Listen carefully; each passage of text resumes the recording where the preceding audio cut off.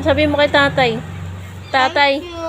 Thank you. Tatay, umutang po ako. Lakas ng loob ng mga utang. Wala ka naman trabaho. Bahala ka dyan. Pag siningil ka dyan, kung magbabayad dyan, ha? Dalawa din.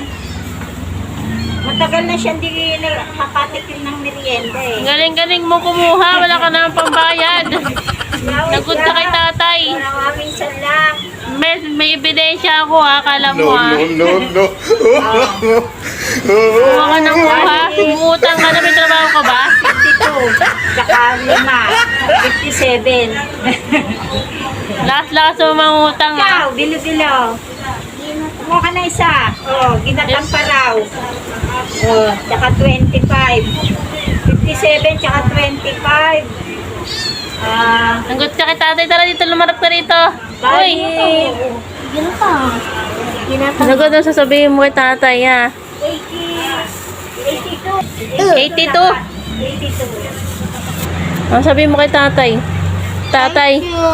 Thank you. Tatay, umutang po ako. Lakas ng loob ng mga utang. Wala ka naman trabaho. Utang-utang ka ng merienda mo. Wala ka naman trabaho.